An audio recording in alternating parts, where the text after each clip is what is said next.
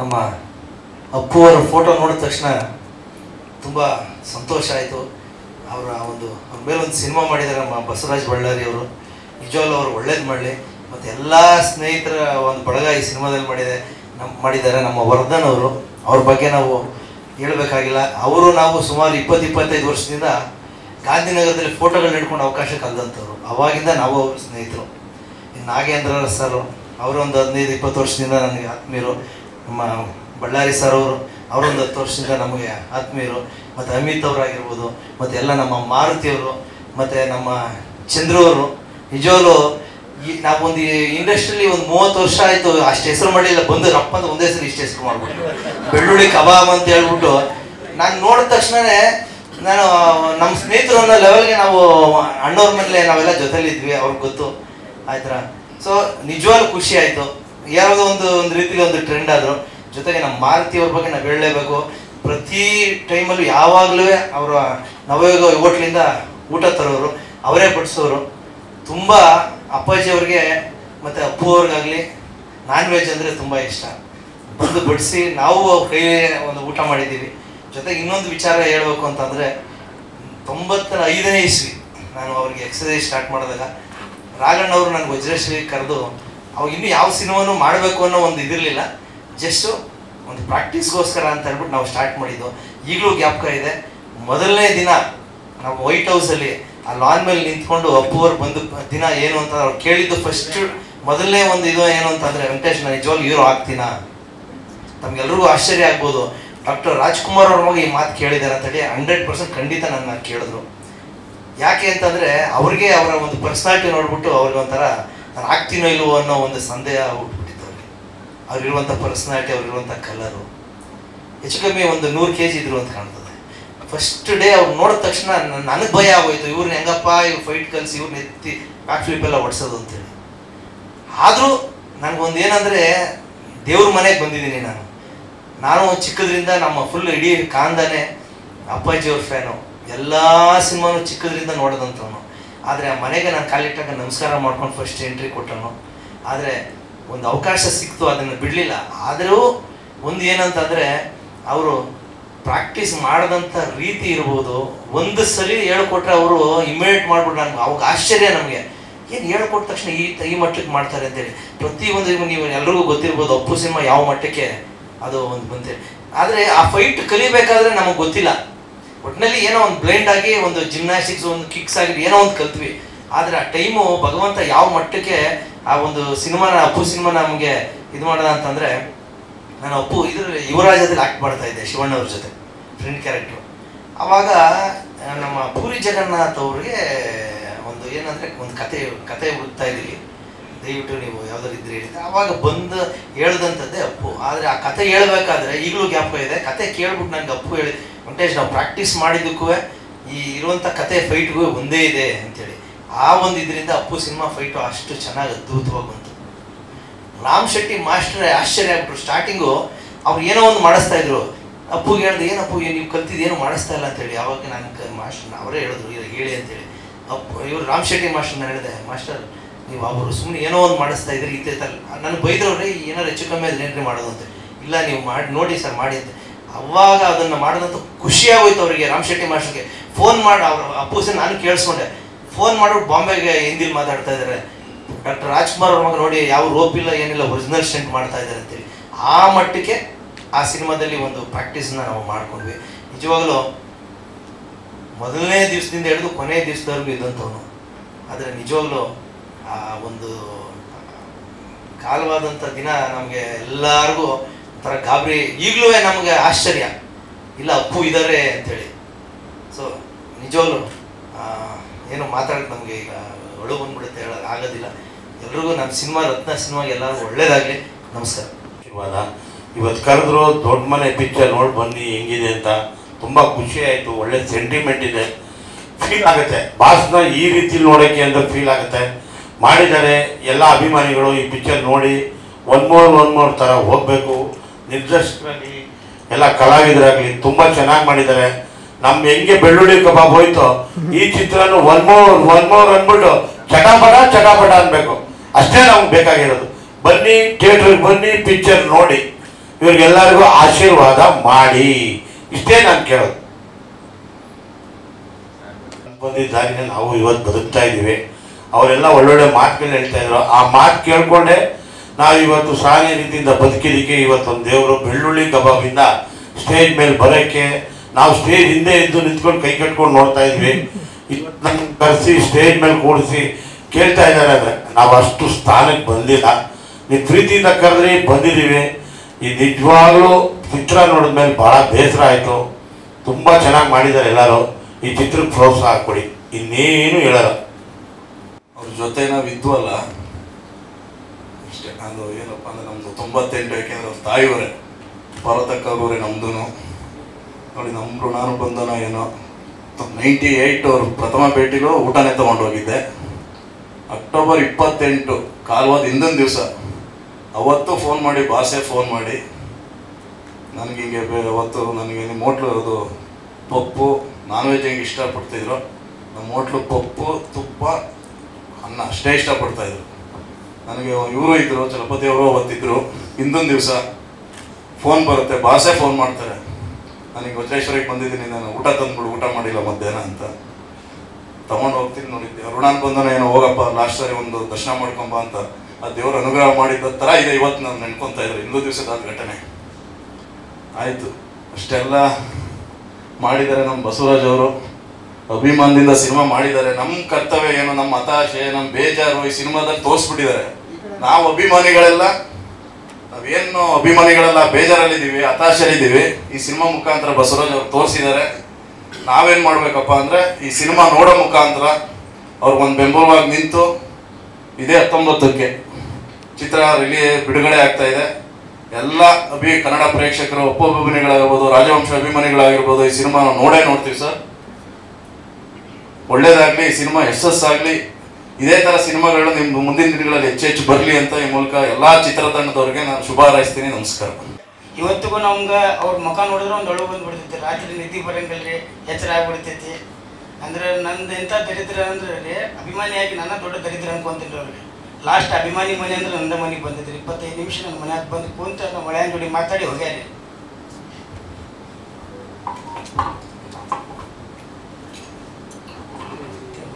ರಕ್ತ ಚಿತ್ರ ಒಳ್ಳೇದಾಗಲಿ ರೀ.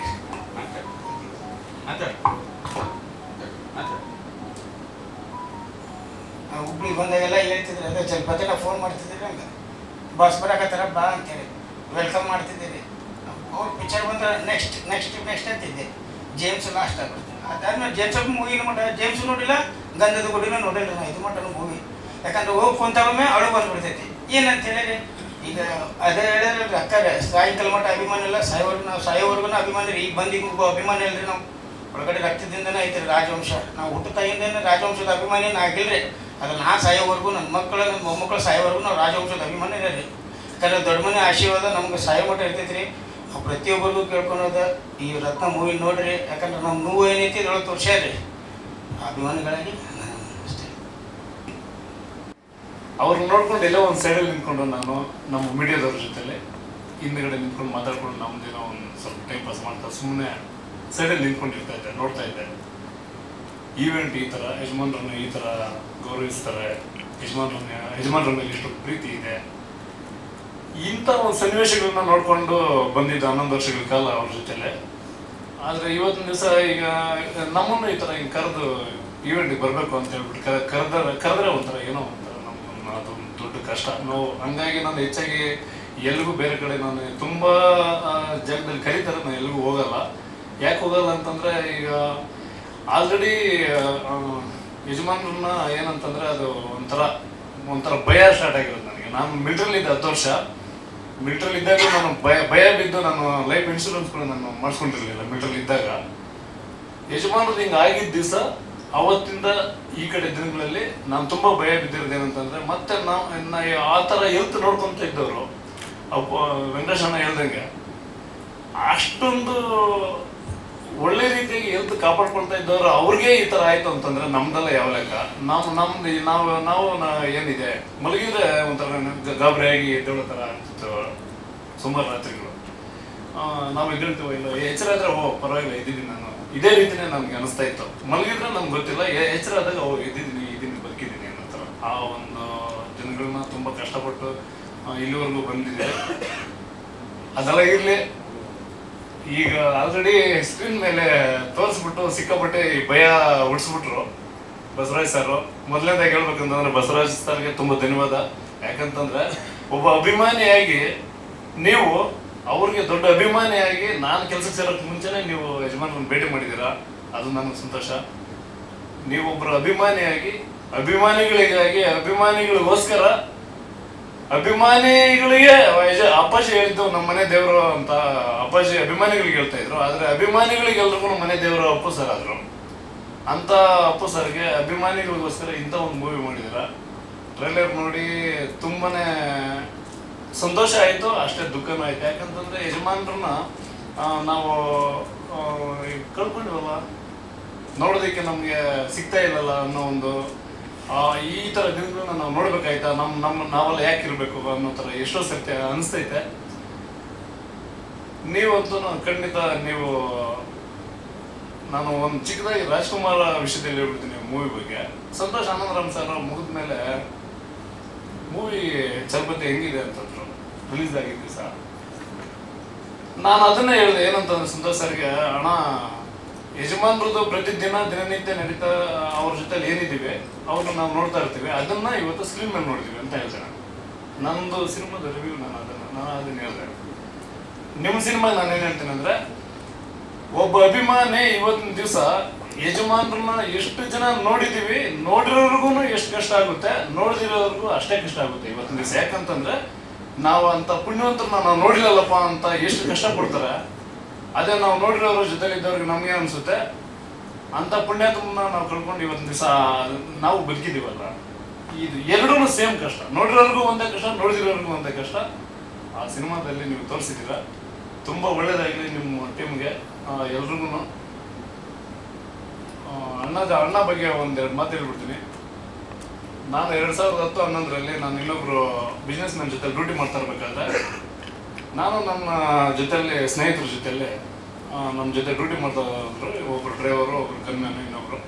ನಾವು 3 ಜನ ಒಟ್ಟಿಗೆ ಊಟಕ್ಕೆ ಹೋಗೋಣ ಅಂತ ತಾಜ್ ವೆಸ್ಟರ್ನ್ ಹೋಟ್ಲಿಂದ ಚಂದ್ರಣ್ಣ ಹೋಟ್ಲ್ ಕಡೆಗೆ ಹೋದ್ವಿ. ನಮ್ಗೆ ಅವಾಗ ಇನ್ನೂ ನಮ್ಗೆ ಪರಿಚಯ ಇಲ್ಲ ಆ ಕಡೆಗೆ. ಹೋದ್ವಿ, ನಾನ್ ವೆಜ್ ಅಂದ್ರೆ ನಮಗೂ ಇಷ್ಟನೇ. ಸರಿ ಹೋಗ್ತೀವಿ, ನಾವು 3 ಜನ ಹೋಟ್ಲ್ ಒಳಗಡೆ ಹೋಗೋದಕ್ಕಿಂತ ಮುಂಚೆ ಹೋಗ್ಬಿಟ್ವಿ. ಅಲ್ಲಿ ಘಮ ಘಮ ಅಂತ ವಾಸನೆ ಬರ್ತಾ ಇದೆ, ತಿನ್ನೋದಕ್ಕೆ ಆಸೆ. ಆಮೇಲೆ ನಾವು ಯೋಚನೆ ಮಾಡ್ತಾ ಇದ್ದೀವಿ, ಯಾರು ನಮ್ಮ ಹತ್ರ ದುಡ್ಡಿಲ್ಲ, 3 ಜನಕ್ಕೂ ಊಟ ಮಾಡೋಷ್ಟು ನಮ್ಮ ಹತ್ರ ದುಡ್ಡಿರ್ಲಿಲ್ಲ. ನಾವು ಸಫಾರಿ ಡ್ರೆಸ್ ಹಾಕೊಂಡು ಮಸ್ತಾಗಿ ಹೊಟ್ಬಿಟ್ಟಿದ್ವಿ. ಚಂದ್ರಣ್ಣ ಕುಂತಿದ್ರು. ಅವಾಗಿನ್ನು ನಾನು ಯಜಮಾನ್ರಿಗೆ ಪರಿಚಯ ಇಲ್ಲ, ಯಜಮಾನ್ರ ಮನೆ ಕಡೆ ಬಂದಿಲ್ಲ. ಆ ಒಂದು ಸಮಯದ ಮಾತು ಹೇಳ್ತಾ ಇದ್ದೀನಿ. ಯಾಕೆಂತಂದ್ರೆ ಇವತ್ತಿನ ದಿವಸ ಚಂದ್ರಣ್ಣ ಎಷ್ಟೊಂದು ಚಂದ್ರಣ್ಣನ ಬಗ್ಗೆ ಎಲ್ಲ ಮಾತಾಡ್ತಾರೆ, ಊಟದ ಬಗ್ಗೆ ಎಲ್ಲ ಮಾತಾಡ್ತಾರೆ ಎಲ್ಲ ಕಡೆ ನ್ಯೂಸಲ್ಲಿ. ಅದ್ರದ್ದು ಹಿಂದಿನ ದಿನಗಳ ಬಗ್ಗೆ ನಾನು ಹೇಳ್ತೀನಿ. ನಾವು 3 ಜನ ಊಟಕ್ಕೆ ಹೋದಾಗ ನಿಂತ್ಕೊಂಡಿದ್ದೀವಿ, ಮಾತಾಡ್ತಾ ಇದ್ದೀವಿ ಒಬ್ರಿಗೊಬ್ರು. ಆಗ್ತೈತಾ 3 ಜನಕ್ಕೂ ಊಟ ಮಾಡಿದ್ರೆ ಪೇಮೆಂಟ್ ಮಾಡೋಕ್ಕಾಗ್ತೈತ? ಚಂದ್ರಣ್ಣ ನಮ್ಮನ್ನು ಗಮನಿಸಿದಾರೆ. ಬರ್ರಪ್ಪ, ಬರ್ರಿ ಸರ್.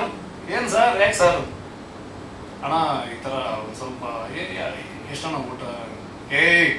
ಮೊದಲು ಎಷ್ಟು ಏನು ಕೇಳ್ಬೇಡ್ರಿ, 3 ಜನಕ್ಕೆ ಊಟ ಕೊಡಪ್ಪ. 3 ಜನಕ್ಕೆ ಸರ್ ನೀವು ಫಸ್ಟ್ ಊಟ ಮಾಡಿ, ಆಮೇಲೆ ನಾವೇನು ಮೊದಲೇ ಹೇಳ್ತಾ ಇರೋರು ಬೆಂಗಳೂರಲ್ಲಿ ಊಟ ಮಾಡಿದ್ರೆ ಪೇಮೆಂಟ್ ಕೊಟ್ಟಿಲ್ಲ ಅಂತಂದ್ರೆ ತಟ್ಟೆ ತೊಡೆಗೆ ಇಟ್ಬಿಡ್ತಾರೆ.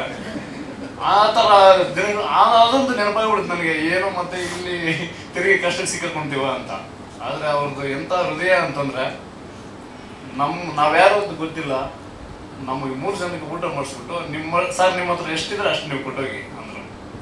ಆ ಒಂದು ದಿನಗಳು ಊಟ ಕೊಟ್ಟಿದ್ರ, ಅದನ್ನ ನಾವು ಮರೆಯಕ್ಕಾಗಲ್ಲ.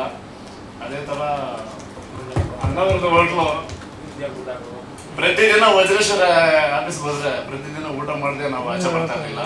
ನಮ್ಗೆ ಎಷ್ಟೇ ಸ್ಪೆಷಲ್ ಇದ್ರು ವಜ್ರೇಶ್ವರ ಆಫೀಸಲ್ಲಿ ಊಟ. ಅವತ್ತು ಹಿಂದಿನ ದಿವಸದ್ದು ಹೇಳಿದ್ರು. ಅವತ್ತು ಹೋಗಿ ಅವತ್ತು ಗೊತ್ತಿಲ್ಲ ಅವ್ರಿಗೆ ಅದು ಯಾವ ತರ ಏನಂತಂದ್ರೆ, ಊಟಕ್ಕೆ ನಾನೇ ಬರ್ತಾ ಇದ್ದೀನಿ ಅಂದ್ಬಿಟ್ಟು ಮೇಡಮ್ ಫೋನ್ ಮಾಡಿದ್ರು. ಮೇಡಮ್ ವಜ್ರೇಶ್ವರ ಆಫೀಸಲ್ಲಿ ಇದ್ರು. ನಾನೇ ಬರ್ತಾ ಇದ್ದೀನಿ, ಅಲ್ಲಿಗೆ ಊಟಕ್ಕೆ ಬಂದ್ಬಿಡ್ತೀನಿ ಅಂತ ಹೇಳಿದ್ದಕ್ಕೆ ತಿರುಗಿ ಬಾಸ್ಗೆ ಏನು ಬೇಕೋ ಅದನ್ನ ಇವ್ರಿಗೆ ಫೋನ್ ಮಾಡ್ಬಿಟ್ಟು ಆ ಊಟದ ಜೊತೆಗೆ ಅದನ್ನ ಕಳ್ಸ್ಕೊಟ್ಬಿಡು ಅಂತ ಹೇಳಿ ಹೋದ್ವಿ. ಊಟ ಮಾಡಿದ್ವಿ. ಎಲ್ಲಾರು ಆಫೀಸಲ್ಲಿ ಕರೆದು ಮಾತಾಡಿಸಿ, ಬಜರಂಗಿ 2 ರಿಲೀಸ್ ನಾಳೆ ದಿವಸ ಎಲ್ಲ ಡಿಸ್ಟ್ರಿಬ್ಯೂಟರ್ಸ್ ಎಲ್ಲ ಬಂದಿದ್ದಾರೆ, ಅವ್ರಿಗೆಲ್ಲ ಮಾತಾಡಿಸಿ ಜಯಣ್ಣ ಆಫೀಸ್ಗೆ ಹೋಗ್ಬಿಟ್ಟು ಎಲ್ರಿಗೂ ಭೇಟಿ ಮಾಡಿ ಇವ್ರಿಗೂ 4 ಮಾತು ಮಾತಾಡಿಸಿ ಫೋಟೋ ಕೂಡ ತೆಗೆಸ್ಕೊಂಡಿದ್ದಾರೆ ಲಾಸ್ಟ್ ಫೋಟೋ. ಕರೆಕ್ಟ್ ಅಲ್ಲ? ಖಂಡಿತ ಈ ತರ ಒಂದು ವ್ಯಕ್ತಿ ಅವರು ದೇವರಾಗೆ ಬಂದಿರೋದು ಅದು. ಯಾಕಂತಂದ್ರೆ ಇವತ್ತಿನ ದಿವಸ ನಾವು ನಾವೆಷ್ಟೇ ಮಾತಾಡ್ಬೋದು ಅವ್ರ ಬಗ್ಗೆ, ನಾವು ಅವ್ರ ಜೊತೆ ಇದ್ದಾಗ ಆ ಒಂದು ಇದ್ದ ದಿನಗಳು ಅದು ಪ್ರತಿಯೊಂದು ಸಮಯ ನಮ್ಗೆ ಅನಿಸ್ತಾ ಇತ್ತು ಈ ತರ ಬೇರೆ ಎಲ್ಲೂ ಇಲ್ಲ, ಯಾರು ಇಲ್ಲ ಇವ್ರ ತರ. ಒಂದು ಬೆಟ್ಟ ಹತ್ಬೇಕಾದ್ರೆ ಆಗಲಿ, ಒಂದು ರನ್ನಿಂಗ್ ಮಾಡ್ಬೇಕಾದ್ರೆ ಆಗಲಿ, ಯಾವ ತರ ಮಾಡ್ತಿದ್ರು, ಯಾವ ತರ ಇದ್ರು ಅಂತಂದ್ರೆ ಸಿಕ್ಕಾಪಟ್ಟೆ ನಮಗೆ ಸುಸ್ತಾದ್ರೆ ಕೂಡ ಆರಾಮಾಗಿ ಮಾತಾಡ್ತಾನೆ ಬೆಟ್ಟ ಹತ್ತಾ ಇದ್ರು. ಅಷ್ಟು ಚೆನ್ನಾಗಿ ಆರೋಗ್ಯ ನೋಡ್ಕೊಂತ ಇದ್ದವ್ರಿಗೆ ಈ ತರ ಆಯ್ತು ಅಂತಂದ್ರೆ ಇದು ಸಾವಲ್ಲ, ಇದು ದೇವರಾಗಿ ಬಂದ್ರೆ ಅವ್ರ ಕರ್ತವ್ಯ ಏನಿದೆ, ಅವ್ರದ್ದು ಏನು ಕೆಲಸ ಇದೆ ಮುಗಿಸಿದ್ರು, ನಮಗೆಲ್ಲ ಒಂದು ದಾರಿಯಾಗಿ ಹೋದ್ರು. ಅಷ್ಟೇ ಹೇಳೋದಕ್ಕೆ ಇಷ್ಟಪಡ್ತೀನಿ. ಅವ್ರ ಬಗ್ಗೆ ಅವ್ರನ್ನ ನೋಡ್ದಿರ ಇದ್ರೆ ಎಷ್ಟು ಕಷ್ಟ ಆಗುತ್ತೆ ಇವತ್ತಿನ ದಿವಸ. ಆ ಒಂದು ಲೈನಲ್ಲಿ ಮೂವಿ ಮಾಡಿದಾರ, ಅದ್ಭುತವಾಗಿರ್ತೈತೆ. ನಾವು ನಮ್ಮ ಕೈಯಲ್ಲಿ ಇವಾಗಲೇ ತಡ್ಕೊಳಕ್ಕಾಗ್ತಾ ಇಲ್ಲ. ಯಜಮಾನ್ರೊಂದು ಕೂಗು, ಅದು ನೋವು ಯಾರಿಗೂ ಬೇಡ. ಖಂಡಿತ ಎಲ್ರಿಗೂ ಒಳ್ಳೇದಾಗ್ಲಿ, ಬಸವರಾಜ್ ಸರ್ಗೆ ಮತ್ತು ಅವ್ರ ಟೀಮ್ಗೆ ಎಲ್ರಿಗೂ ಒಳ್ಳೇದಾಗ್ಲಿ. ಅದ್ಭುತವಾಗಿ ಮೂಡಿ ಬರ್ತೈತೆ. ನಾನು ಮನೇಲಿ ಹೇಳಿದೆ ಫೋನಲ್ಲಿ, ಇವತ್ತಿಂದ ಇದು ಯುಗಾದಿ ಹಬ್ಬ ಇವತ್ತಿಂದ ಸ್ಟಾರ್ಟ್ ಆಗುತ್ತೆ ನಿಮ್ಮ ಮೂವಿಗೆ ಅಂತ ಹೇಳಿದ್ದೀನಿ. ಅದೇ ಥರ ಆಗಲಿ. ಖಂಡಿತ ಸರ್, ನಿಮಗೆ ನಿಮ್ಮ ಟೀಮ್ಗೆಲ್ಲ ಒಳ್ಳೇದಾಗಲಿ. ಒಳ್ಳೇದು. ನಮಸ್ತೆ. ಸಹಕಾರ ಏನು ಬೇಕು ಮಾಡ್ತೀನಿ ಅಪ್ಪು ಸಾರಿಗೆ ಅಂತ ಹೇಳ್ಬಿಟ್ಟು ಅಷ್ಟೇ. ಅವನು ಒಂದನ್ನೇ ಕರೆದ್ರು, ತುಂಬ ಸಾರಿ ಕರೆದ್ರು, ಬನ್ನಿ ಸರ್ ಅಂತ. ಆದರೆ ಶೂಟಿಂಗೆಲ್ಲ ಕರೆದ್ರು, ಬನ್ನಿ ಸರ್ ಫಿಲಮ್ ನೋಡೋಕೆ ಅಂತ. ಆದರೆ ನನಗೆ ಅವ್ರು ಹೇಳ್ತಾನೆ ಒಂಥರ ಏನು ಮಾತಾಡ್ಬೇಕಂತ ಗೊತ್ತಾಗ್ತದೆ. ಆಯ್ತು ಸರ್, ಅದು ಏನು ಬೇಕಾ ಸಹಕಾರ ನಾನು ಮಾಡ್ತೀನಿ ಅಂತೇಳಿ ನಮ್ಮ ಡೈರೆಕ್ಟ್ರಿಗೂ ಹೇಳಿದೆ. ಸರ್ ನೀವು ಯಾವತ್ತು ಹೇಳಿದ್ರೆ ಹೇಳಿ, ಅದಕ್ಕೆ ಏನು ಬೇಕು ನಾನು ಸಹಕಾರ ಕೊಡ್ತೀನಿ ಅಂತೇಳಿ. ಅದೇ ಥರ ಯಾವ ಥರ ಸಹಕಾರ ಆಗ್ತಿದೆ ನಮಗೂ ಗೊತ್ತಿಲ್ಲ. ಆ ಥರ ಒಳ್ಳೆಯ ರೀತಿಯಲ್ಲಿ ನಡ್ಕೊಂಡೇ ಬಂದಿದೆ. ಏನು ತೊಂದರೆ ಇಲ್ಲ, ನಡ್ಕೊಂಡು ಬಂದಿದೆ. ನಿಮ್ಮೆಲ್ಲರ ಆಶೀರ್ವಾದ ಈ ರತ್ನ ಮೂವಿಗೆ. ಡೈರೆಕ್ಟರ್ ಸರ್ ನಮಗೆ ಕೇಳಿದರು, ನಮ್ಮ ಅಣ್ಣವರು ಕೂಡ ಈ ಸಿನಿಮಾದಲ್ಲಿ ನಟನೆ ಮಾಡಿದ್ದಾರೆ.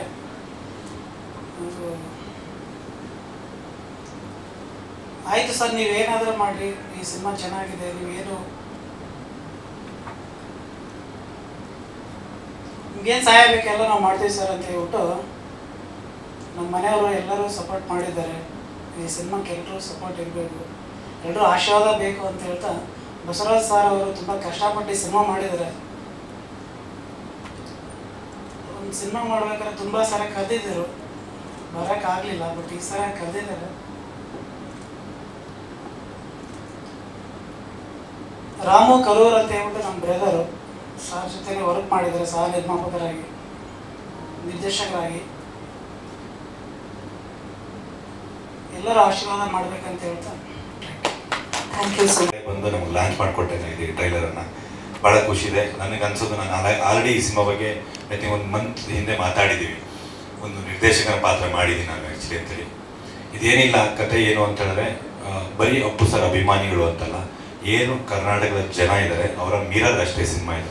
ಅವರ ಮನಸ್ಥಿತಿ ಏನು ಅದಷ್ಟೇ, ಅದನ್ನಿಟ್ಕೊಂಡು ಕತೆ ಮಾಡಿಕೊಡ್ತು ನಮ್ಮ ಡೈರೆಕ್ಟರ್, ಕತೆ ಮಾಡೋದು. Thank you Appu sir, thank you Appu sir, thank you so much ಬಂದಿದ್ದಕ್ಕೆ. ಹಾಗೆ ನನಗನ್ಸೋದು ಈ ಸಿನಿಮಾ ಟೆಂಪಲ್ಲು, ಅಪ್ಪು ಸರ್ ದೇವರು, ನಾವೆಲ್ಲ ಭಕ್ತರು ಅಷ್ಟೇ. ಸೊ ಹಂಗಾಗಿ ಪ್ರತಿಯೊಬ್ಬರು ನಾನು ಹೇಳೋದು, ಬಂದು ಈ ಅಪ್ಪು ಸರ್ ಅಭಿಮಾನಿಗಳಲ್ಲಿ ಕನ್ನಡಿಗರಲ್ಲಿ ಕೇಳ್ಕೊಳ್ಳೋದು, ಎಲ್ಲರೂ ದಯವಿಟ್ಟು ಬಂದು ಸಿನಿಮಾ ನೋಡಿ, ನಿಮ್ಮಗಳದೇ ಕಥೆಯನ್ನು ಮಾಡೋದು, ನಿಮ್ಮ ಮನಸ್ಥಿತಿಯ ಹೇಗಿತ್ತು ಆ ಟೈಮಲ್ಲಿ ನಿಂತ್ಕೊಂಡೆ ಕತೆ ಮಾಡೋದು. ಥ್ಯಾಂಕ್ ಯು, ಎಲ್ಲರೂ ಸಪೋರ್ಟ್ ಮಾಡಿದ್ದಕ್ಕೆ ಕೇಳ್ಕೊತೀನಿ. ಥ್ಯಾಂಕ್ ಯು ಬಸವರಾಜ್ ಸರ್, ಈ ಪಾತ್ರನ ನನಗೆ ಕೊಟ್ಟಿದ್ದಕ್ಕೆ ನನ್ನ ಅದೃಷ್ಟ ಅನಿಸುತ್ತೆ. ಈ ಥರ ನನ್ನ ಕೆರಿಯಲ್ಲಿ ಈ ಥರ ಒಂದು ಪಾತ್ರ ಸಿಕ್ಕಿತ್ತು, ಭಾಳ ಅಪರೂಪ. ನಾವು ಅಭಿಮಾನಿಗಳಾಗಿ ಎಲ್ಲ ಅಭಿಮಾನಿಗಳ ಪರವಾಗಿ ಈ ಪಾತ್ರ ನಾನು ಕಾಣಿಸ್ಕೊಂಡಿದ್ದೀನಿ, ಎಲ್ಲರೂ ಕಾಣಿಸ್ಕೊಂಡಿದ್ದೀನಿ. ಸಪೋರ್ಟ್ ಮಾಡಿ. Thank you so much. ಜೈ ಹಿಂದ್, ಜೈ ಕರ್ನಾಟಕ. ಸಿನಿಮಾ ನಾವು ಕೆಲಸ ಮಾಡದೇ ಇರಬಹುದು, ಆದರೆ ಅವರಿರೋ ಸಿನಿಮಾದಲ್ಲಿ ಕೆಲಸ ಮಾಡ್ತಿದ್ದೀವಿ ಅನ್ನೋದು ಒಂದು ರೀತಿ ಖುಷಿಕರ ಸಂಗತಿ. ಇದೇ 19ನೇ ತಾರೀಕು ರಿಲೀಸ್ ಆಗ್ತಾ ಇದೆ. ಇನ್ನೇನು ನೆಕ್ಸ್ಟ್ ವೀಕ್ ಮೋಸ್ಟ್ಲಿ ಅಪ್ಲೋಡಿಂಗ್ಗೆ ಹೋಗ್ತೀವಿ. ಡೈರೆಕ್ಟ್ರು, ನಾನು, ನಮ್ಮ ಹಳೆ ಸ್ನೇಹಿತರು ಡೈರೆಕ್ಟ್ರು, ಅವ್ರದ್ದು ಒಂದು ಕಂಟಿನ್ಯೂ ಅವರ ಬಿಗಿನಿಂಗ್ ಸಿನಿಮಾಯಿಂದನೂ ನಾನು ಎಡಿಟಿಂಗ್ ಮಾಡ್ಕೊಂಡು ಬಂದಿದ್ದೀನಿ, ಇಲ್ಲಿವರೆಗೂ ಮಾಡ್ತಾ ಇದ್ದೀನಿ, ಮುಂದೆನೂ ಮಾಡ್ತಾ ಇರ್ತೀನಿ ಅಲ್ವಾ? ಮಾಡ್ತೀನಿ ತಾನೆ, ಇಲ್ಲ ನಮ್ಮ ಕಿಡ್ನಾಪ್ ಮಾಡ್ಕೊಂಡು ಹೋಗ್ತೀನಿ. ಆಮೇಲೆ ಈ ವೇದಿಕೆ ಬಳಸ್ಕೊಂಡು ಒಂದು ಮಾತಾಡೋಕ್ಕೆ ಇಷ್ಟಪಡ್ತೀನಿ ನಾನು. ಅಶ್ವಿನಿ ಮೇಡಮ್ ಬಗ್ಗೆ ಕೆಲವು ಕಮೆಂಟ್ಸ್ಗಳೆಲ್ಲ ಹಾಕಿದ್ರು, ಯಾರ ಅಭಿಮಾನಿಯಾಗಿರಲಿ ಅಥವಾ ಅವರು ಫೇಕ್ ಅಭಿಮಾನಿ ಅಂತ ನನಗನ್ಸುತ್ತೆ. ಯಾಕಂದರೆ ಅವರವ್ರ ಅಭಿಮಾನಿ ಅವರವರು ಇರ್ತಾರೆ. ಹಾಗಾಗಿ ಈಗ ಈ ರೀತಿ ಒಂದು ಬೇರೆ ರೀತಿಯ ಕೆಟ್ಟ ಪದಗಳನ್ನ ಬಳಸ್ಕೊಂಡು, ಯಾಕಂದರೆ ಈಗ ಯಾರು ಅದನ್ನು ಟೆಕ್ಸ್ಟ್ ಮಾಡಿರ್ತಾರಲ್ಲ ಅವ್ರ ಮನೇಲಿ ಒಂದು ಹೆಣ್ಣಿರ್ತಾರೆ ತಾನೆ, ಅವ್ರಿಗೂ ಒಂದು ತಾಯಿ ಇರ್ತಾರೆ, ಅಕ್ಕ ಇರ್ತಾರೆ, ತಂಗಿ ಇರ್ತಾರೆ, ಮಡದಿ ಇರ್ತಾರೆ ಅಲ್ವೇ, ಸಹೋದರಿಯರು ಅವರು ಎಲ್ಲರೂ ಇರ್ತಾರೆ. ಹಾಗಾಗಿ ಹೆಣ್ಣನ್ನು ಗೌರವಿಸಿ, ಆಮೇಲೆ ಅವರವರ ಅಭಿಮಾನಿಗಳು ಏನಿದ್ದಾರೆ ಅವರು ನಿಮ್ಮ ಏನು ಸ್ಟಾರ್ಸ್ ಇದ್ದಾರೆ ಅವರನ್ನ ರೆಸ್ಪೆಕ್ಟ್ ಮಾಡಿ. ಎಲ್ಲ ಕಲಾವಿದರೇನೆ. ಒಂದು ಸಿನಿಮಾ ಗೆಲ್ಲುತ್ತೆ ಸೋಲುತ್ತೆ ಅದು ಸೆಕೆಂಡ್ರಿ, ಬಟ್ ಒಬ್ಬ ಕಲಾವಿದನಿಗೂ ಅದೇ ರೀತಿ ರೆಸ್ಪೆಕ್ಟ್ ಮಾಡಿ, ಅವರ ಕುಟುಂಬಕ್ಕೂ ರೆಸ್ಪೆಕ್ಟ್ ಮಾಡಿ. ಯಾಕಂದರೆ ಅದು ನಿಮ್ಮತನನ ತೋರಿಸುತ್ತೆ. ನೀವು ರೆಸ್ಪೆಕ್ಟ್ ಕೊಟ್ಟರೆ ಆಟೋಮೆಟಿಕಲಿ ನಿಮಗೂ ರೆಸ್ಪೆಕ್ಟ್ ಸಿಗುತ್ತೆ. Take respect and give respect ಅಂತೀವಲ್ಲ, ನಾವು ಹೇಗೆ ನಡ್ಕೊತೀವಿ ಆ ರೀತಿಯೇ ನಮಗೆ ಇಟ್ಸ್ ಎ ಮಿರರ್. ನಾವು ಚೂ ಅಂತ ಹೋಗಿದ್ರೆ ಅದು ನಮಗೆ ವಾಪಸ್ ಉಳಿಯುತ್ತೆ, ನಾವು ಅದಕ್ಕೆ ಹೂ ಹಾಕಿದ್ರೆ ಅದು ನಮಗೆ ಹೂ ಹಾಕುತ್ತೆ. ಇಷ್ಟೇ ಡಿಫ್ರೆನ್ಸು. ಈ ಮುಖಾಂತರ ನಾನು ಇದನ್ನ ಹೇಳೋಕ್ಕೆ ಬಯಸಿದೆ, ಹಾಗಾಗಿ ಇದನ್ನು ಹೇಳ್ತಿದ್ದೀನಿ. ಯಾರಿಗೆ ಕೂಡ ಕೆಟ್ಟದ್ದು ಬಯಸದೇ ಇದ್ದಂಥ ವ್ಯಕ್ತಿ ಅಪ್ಪು ಸರು. ಹಾಗಾಗಿ ಯಾರೇ ಅಭಿಮಾನಿಗಳಿರಲಿ, ಯಾವುದೇ ಸ್ಟಾರ್ಸ್ ಅಭಿಮಾನಿಗಳಿರಲಿ, ಯಾರಿಗೂ ಯಾರನ್ನ ಕೆಟ್ಟದ್ದು ಬಯಸಬೇಡಿ, ಒಳ್ಳೆಯವರಾಗಿರಿ. ಯಾಕಂದರೆ ನಿಮ್ಮ ಸಂಸ್ಕೃತಿ ಏನು ಅನ್ನೋದನ್ನು ನೀವು ಬರೆಯೋ ಬರವಣಿಗೆಯಲ್ಲಿ ಗೊತ್ತಾಗುತ್ತೆ. ಅದನ್ನು ಸದ್ಯಕ್ಕೆ ನಿಲ್ಲಿಸಿ, ಸದ್ಯಕ್ಕಲ್ಲ ಪೂರ ನಿಲ್ಲಿಸಿ ಅಂತ ಈ ಮುಖಾಂತರ ಕೇಳ್ಕೊತೀನಿ. ಲಾಸ್ಟ್ ಟೈಮ್ ಹೇಳಿದಾಗೆ ಒಂದು ಸಿನಿಮಾದೊಳಗೆ ಒಂದು ಸಿನಿಮಾ ಶೂಟಿಂಗ್ ನಾಯಕನ ಪಾತ್ರದಲ್ಲಿ ಮಾಡಿದ್ದೀನಿ. ಸೊ ಓವರಾಲ್ ಸಿನಿಮಾ ಎಳೆ ತುಂಬ ಚೆನ್ನಾಗಿದೆ. ಏನು ನೋಡ್ತಿದ್ದೀರಾ ಅದಕ್ಕೂ ಅದು ನೆಕ್ಸ್ಟ್ ಲೆವೆಲಲ್ಲಿ ಇದೆ ಆ್ಯಕ್ಚುಲಿ ಅದು ಎಳೆ. ಸೊ ಇದೇ 19ಕ್ಕೆ ರಿಲೀಸ್ ಆಗ್ತದೆ, April 19ಕ್ಕೆ. ನಿಮ್ಮಲ್ಲಿ ಆಶೀರ್ವಾದ ಇರಲಿ, ಸಿನಿಮಾ ನೋಡಿ. And thank you. ರಿಲೀಸ್ ಆಗ್ತಿದೆ, ಸೊ ಎಲ್ಲರೂ ಬಂದು ನೋಡಿ. Thank you. ಇದರಲ್ಲಿ ನಾನು ಕೂಡ ಆ್ಯಕ್ಟ್ ಮಾಡಿದ್ದೀನಿ, ಮಗಳ ಪಾತ್ರ. ಸೊ ಎಲ್ಲರೂ ಬಂದು ನೋಡಿ. Thank you. ನಮ್ಮ ಡೈರೆಕ್ಟರ್ ಅಕ್ಕ. ರತ್ನ ಸಿನಿಮಾ ಇದೇ 19th ರಿಲೀಸ್ ಆಗ್ತದೆ. ಬಸವರಾಜ್ ಸರ್ ಹತ್ರ ಆ್ಯಕ್ಚುಲಿ ಬಡ್ಜೆಟ್ಗಳು ಸೇರಿ ಇಲ್ಲ ಪ್ರಮೋಷನ್ ಮಾಡೋಕ್ಕೆ. ನೀವೆಲ್ಲರೂ ಎಷ್ಟಾಗುತ್ತೋ ಅಷ್ಟು ಈ ಸಿನಿಮಾಗೆ ಸಪೋರ್ಟ್ ಮಾಡಿ ಅಂತ ಕೇಳ್ತೀನಿ. Thank you sir. ರುಕ್ಕು ಸಿನಿಮಾಗಳು ಮಾಡಿದ್ದೆ. ಸೀನಾ ಟೈಮಲ್ಲಿ ನಾನು ಅಪ್ಪು ಸರ್ ಮುಹೂರ್ತಕ್ಕೆ ಬಂದಾಗ ಫಸ್ಟ್ ಟೈಮ್ ಅಪ್ಪು ಸರ್ನ ನೋಡಿದ್ದೆ. ಆ ಟೈಮಿಂದ ನನಗೆ ಒಂದು ಒಳ್ಳೊಳ್ಳೆ ಸಿನಿಮಾ ಕೊಟ್ಟಿದ್ದಾರೆ ಬಸವರಾಜ್ ಅವರು. ಆ್ಯಕ್ಚುಲಿ ಹೇಳಬೇಕಂದ್ರೆ ಆ ಸೀನಾ ರುಕ್ಕು ಯಾವುದೇ ಸಿನಿಮಾ ಆಗಿರ್ಬೋದು, ಈ ಸಿನಿಮಾ ನನಗೆ ಸತೀಶ್ ಬಾಬು ಅವರು ಎಲ್ಲಿ ಆರೋಗ್ಯ ಇದಾಗಿ ಸ್ವಲ್ಪ ಇದಾದಾಗ ಎಂಡ್ ಮೂಮೆಂಟಲ್ಲಿ ನನಗೆ ವರ್ಕ್ ಮಾಡೋಕ್ಕೆ ಕೊಟ್ಟರು. ಸೊ ಆ ಸಿನಿಮಾ ನೋಡ್ತಾ ಆ 2 ಸಿನಿಮಾ ಏನು ಮಾಡಿದ್ರು ಬಸವರಾಜ್ ಅವರು, ಈ ಸಿನಿಮಾ ಮಾಡ್ಬೇಕಾದ್ರೆ ನನಗೆ ಗೊತ್ತಿದೆ, ನಾನು ಈ ಸಿನಿಮಾಕ್ಕೆ ಅಭಿಮಾನಿ ಆದೆ, ಅವ್ರಿಗೆ ಅಭಿಮಾನಿ ಆದೆ. ಅಷ್ಟೊಂದು ಚೆನ್ನಾಗಿ ಮಾಡಿದ್ದಾರೆ ಈ ಸಿನಿಮಾನ. ಪ್ರತಿಯೊಬ್ಬರು ಯಾರು ಮಿಸ್ ಮಾಡ್ಕೋಬೋದು. ಯಾಕಂದರೆ ಅಪ್ಪು ಸರ್ ಅಭಿಮಾನಿಗಳು ಯಾರ್ಯಾರು ನೋಡ್ತಾರೆ ಈ ಸಿನಿಮಾನ, ಖಂಡಿತವಾಗಿ ಅವರು ಬಸವರಾಜ್ ಅವರ ಅಭಿಮಾನಿಗಳು ಆಗೋದ್ರಲ್ಲಿ ಡೌಟ್ ಇಲ್ಲ. ಡೈರೆಕ್ಟರ್ ಅಭಿಮಾನಿಗಳು ಅಷ್ಟೊಂದು ಚೆನ್ನಾಗಿ ಮಾಡಿದ್ದಾರೆ. ನಮ್ಮ ಕಣ್ಣೆದರ ಇದ್ದಾರೇನೋ ಅಂತ ಅನಿಸುತ್ತೆ, ಅಷ್ಟು ಫೀಲ್ ಇದೆ. ಪ್ರತಿಯೊಬ್ಬರು ಆರ್ಟಿಸ್ಟು ಎಲ್ಲರೂ ಕೂಡ ಪ್ರೀತಿಯಿಂದ ಮಾಡಿದ್ದಾರೆ. ನನಗನ್ಸಿದ್ದು ಇಲ್ಲಿ ಬಜೆಟು ಅದು ಇದು ಸೆಕೆಂಡ್ರಿ, ಎಲ್ಲರೂ ಅಷ್ಟೊಂದು ಪ್ರೀತಿ ತುಂಬಿ ಈ ಸಿನಿಮಾನ ಮಾಡಿದ್ದಾರೆ. ಪ್ರತಿ ಸೀನ್ಗಳು ಕಣ್ಣಲ್ಲಿ ನೀರು ಬರುತ್ತೆ ಅನ್ನೋದಕ್ಕಿಂತ ಆ ಸಿಚುವೇಶನ್ ಕರ್ಕೊಂಡು ಹೋಗುತ್ತೆ. ಪ್ರತಿಯೊಬ್ಬರು ಎಡಿಟ್ರು ಅಷ್ಟು ಚೆನ್ನಾಗಿ ಎಡಿಟಿಂಗ್ ಮಾಡಿದ್ದಾರೆ. ಎಲ್ಲ ಇದರದ್ದು ಆ್ಯಕ್ಟಿಂಗು ಪ್ರತಿಯೊಬ್ಬರು ಚೆನ್ನಾಗಿ ಮಾಡಿದ್ದಾರೆ. ನನಗೆ ತುಂಬ ಇಷ್ಟ ಆಯಿತು ಸಿನಿಮಾ. ಬಸವರಾಜರಿಗೆ ಒಳ್ಳೆಯದಾಗಲಿ, ಇದೇ ಥರ ಒಳ್ಳೊಳ್ಳೆ ಸಿನಿಮಾಗಳು ಅವರು ಮುಂದೆ ಮಾಡಲಿ ಅಂತ ಕೇಳ್ಕೊಳ್ತಾರೆ. 19th ರಿಲೀಸ್ ಆಗ್ತಾ ಇದೆ, ಎಲ್ಲರೂ ಕೂಡ ಪ್ರೋತ್ಸಾಹಿಸಿ. And all the best and thank you for the entire team. Thank you. ಈ ಸಿನಿಮಾಗೂ ಎಲ್ಲರಿಗೂ ನಿಮ್ಮ ಸಪೋರ್ಟ್ ಇಲ್ಲದೆ ನಾನು ಏನೂ ಮಾಡೋಕ್ಕಾಗಲ್ಲ. ದೊಡ್ಡ ಮಟ್ಟದಲ್ಲಿ ಒಂದೇನು ಸೊ ಬಿಡುಗಡೆ ಮಾಡಬೇಕಂದ್ರೆ ತಾವು ಸಪೋರ್ಟ್ ಮಾಡಲೇಬೇಕು. ಸೊ ಇಲ್ಲಿ ನನಗೆ ಮೇಡಮ್ ಎಲ್ಲರನ್ನೂ ಸ್ಟೇಜ್ ಮೇಲೆ ಕರೀತಾ ಇದ್ರು. ಸೊ ಕರೆದಾಗ ನಾನು ಬಂದಾಗ ಅಂದ್ಕೊಂಡೆ ಈ ನಮ್ಮ ಮಾರುತಿ ಸರು, ಚಂದ್ರು ಸರು ಮತ್ತು ಚಲಪತಿ ಸರು, ರಾಘು, ವೆಂಕಟೇಶ್ ಸರು ಎಲ್ಲರೂ ಇವ್ರು ನೋಡಿದಾಗ ನಿಮ್ಗೆ ಯಾರಿಗೂ ಅನಿಸ್ಲಿಲ್ವ ಅಪ್ಪು ಸರ್ ಇಲ್ಲಿ ಇದ್ದಾರೆ ಮಧ್ಯದಲ್ಲಿ ಅಂತ? ಅನಿಸ್ತು. 100%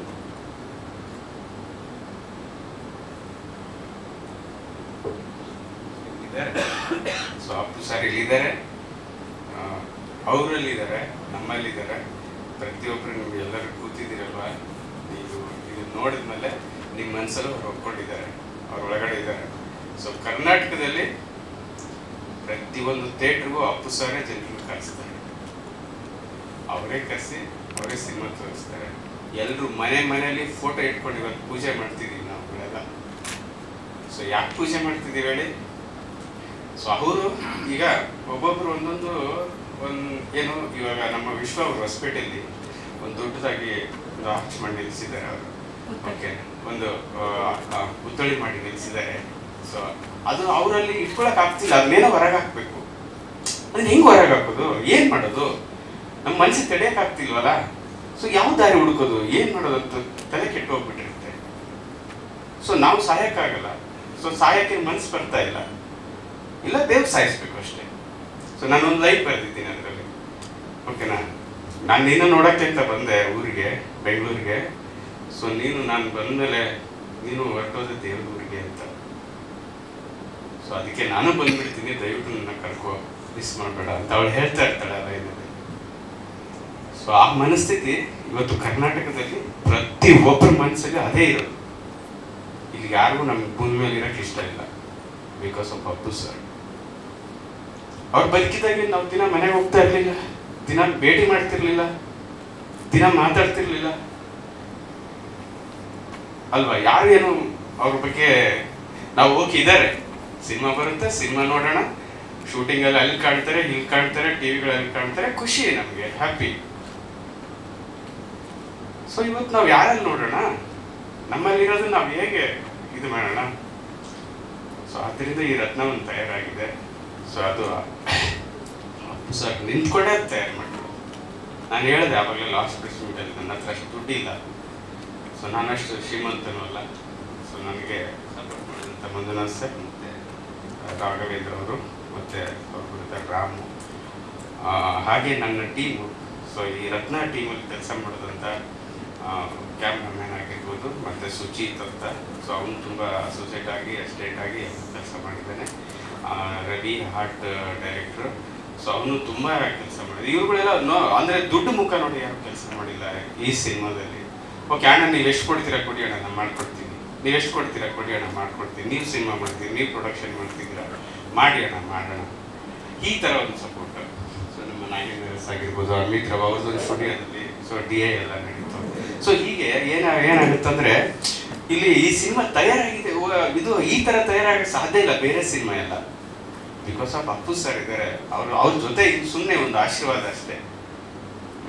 ಮಾಡಿ ನಾನಿದ್ದೀನಿ, ನಿಮ್ಗೆ ಒಳ್ಳೇದಾಗುತ್ತೆ ಅಷ್ಟೇ ಅವ್ರು ಹೇಳ್ತಾ ಇರೋದು. ಈ ಸ್ಟೇಜ್ ಮೇಲೆ ಕೂಡ ಇಲ್ಲೇ ಪಕ್ಕದಲ್ಲಿ ನಿಂತಿದ್ದಾರೆ ಅಂದರೆ ನಿಂತಿದ್ದಾರೆ. ನೀವು ಬೇಕಾದ್ರೆ ಯಾವುದೋ ಒಂದು ಸ್ಕ್ಯಾನ್ ತಂದು ಏನೋ ಕಂಡಿಡಿಯೋರೆಲ್ಲ ಬಂದಿದ್ದಾರಲ್ಲ ಈಗಿನ ಕಾಲದಲ್ಲಿ, ತಂದು ಇಟ್ಟರೆ ಅಪ್ಪು ಸರ್ ಇಲ್ಲಿ ನಿಂತಿದ್ದಾರೆ ಪಕ್ಕದಲ್ಲಿ. ಇದು ಪ್ರಾಮಿಸ್ ಮಾಡಿ ಹೇಳ್ತೀನಿ ನಾನು. ಇಲ್ಲಿದ್ದಾರಲ್ಲ ಇವ್ರುಗಳೆಲ್ಲ, ಅವ್ರುಗಳ ಮೂಲಕ ನಿಂತಿದ್ದಾರೆ. ಚಂದ್ರಣ್ಣ ಏನಂತೀರಣ್ಣ? 100% ಸತ್ಯ ಅಲ್ಲ ಅಣ್ಣ? 100% ನಿಮ್ಮಿಂದನೇ ಇದ್ದಾರೆ. ಎಸ್, ನೋಡಿ ಅಣ್ಣ ಹೇಳಿ 100% ಅಪ್ಪು ಸರ್ ಇದ್ದಾರೆ, ಸ್ಟೇಜ್ ಮೇಲೆ ನಿಂತಿದ್ದಾರೆ. ಸೊ ಇದೇ ಥರ ಸಿನಿಮಾಗಳು ಅಪ್ಪು ಸರ್ ಮೇಲೆ ಅವ್ರ ಬಗ್ಗೆನೇ ಒಳ್ಳೊಳ್ಳೆ ಸಿನಿಮಾಗಳು ಮಾಡ್ತೀವಿ. ಖಂಡಿತವಾಗ್ಲೂ ನಮ್ಮ ಉಸಿರು ಹೋಗ್ಬೇಕು, ಅವಾಗ ಮಾತ್ರ ನಮ್ಮ ಮನೆಗೆ ಸಾಧ್ಯ. ಉಸಿರಿರೋವರೆಗೂ ಅವ್ರ ಹೆಸರನ್ನ ಬೆಳೆಸ್ತಾ ಇರ್ತೀವಿ. ಇದೇ ನಮ್ಮ ಕೆಲಸ, ಇದೇ ನಮ್ಮ ಕರ್ತವ್ಯ. ಅದೇ PRK ಅಂತ ಓನ್ ಪ್ರೊಡಕ್ಷನ್ ಸಿನಿಮಾನು ರಿಲೀಸು. ಹಾಗೆ ಅಪ್ಪು ಸರ್ ಅವರ ಬಗ್ಗೆ ಅಭಿಮಾನ ಮತ್ತು ನಾವು ಯಾರನ್ನು ಇಷ್ಟಪಡ್ತೀವಿ ಅವರೆಲ್ಲರ ತಲೆಯನ್ನು ತಗ್ಸೋ ಹಾಗೆ ಮಾಡುತ್ತೆ.